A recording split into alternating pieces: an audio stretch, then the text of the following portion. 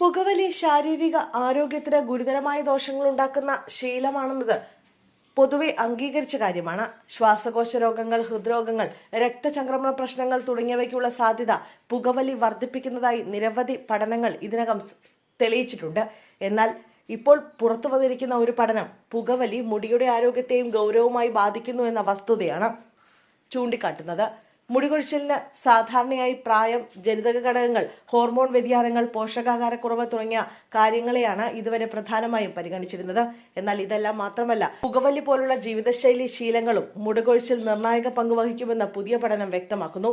ഇംഗ്ലണ്ടിലെ ഗവേഷകർ നടത്തിയ പഠനത്തിൽ പുകവലി ശീലമാക്കുന്നവരിൽ നേരത്തെ കഷണ്ടി കയറാനും മുടി നരയ്ക്കാനും കൂടുതൽ സാധ്യതയുണ്ടെന്ന് കണ്ടെത്തി. പുകവലിക്കാത്തവരുമായി താരതമ്യം ചെയ്യുമ്പോൾ പുകവലിക്കുന്നവരിൽ മുടിയുടെ ദുർബലതയും വളർച്ചയിലെ മന്ദഗതിയും കൂടുതലായി കാണപ്പെടുന്നതായും പഠനം പറയുന്നു.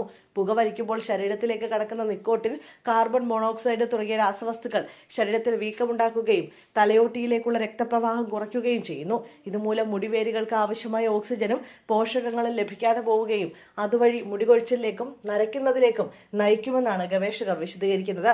കൂടാതെ പുകവലി രക്തക്കുഴലുകൾ ചുരുങ്ങാൻ കാരണമാകുന്നു. ഇതിന്റെ ഫലമായി തലയോട്ടിയിലെ രക്തചംക്രമണം ദുർബലമാവുകയും മുടിവേരുകൾ ക്ഷയിക്കുകയും ചെയ്യുന്നു. ദീർഘകാലമായി ഈ അവസ്ഥ തുടരുമ്പോൾ മുടിവളർച്ച മുടങ്ങുകയും കഷണ്ടി രൂപപ്പെടാനുള്ള സാധ്യത വർദ്ധിക്കുമെന്നാണ് വിദഗ്ധർ മുന്നറിയിപ്പ് നൽകുന്നത്. എന്നാൽ പുകവലിക്കുന്ന എല്ലാവരും നിർബന്ധമായും കഷണ്ടിയാകണമെന്നില്ലെന്ന് ഗവേഷകർ വ്യക്തമാക്കുന്നു. എന്നിരുന്നാലും പുകവലി മുടികൊഴിച്ചിലിനും നേരത്തെ നരയ്ക്കുന്നതിനുള്ള അപകട സാധ്യത വ്യക്തമായി ഉയർത്തുന്നു എന്നതാണ് പഠനത്തിന്റെ പ്രധാന കണ്ടെത്തൽ. ആരോഗ്യകരമായ ജീവിതശൈലിയോടൊപ്പം പുകവലി ഒഴിവാക്കുന്നത് ശരീരത്തിനൊപ്പം മുടിയുടെ ആരോഗ്യത്തിനും അത്യന്താപേക്ഷിതമാണെന്ന സന്ദേശമാണ് ഈ പഠനം നൽകുന്നത്.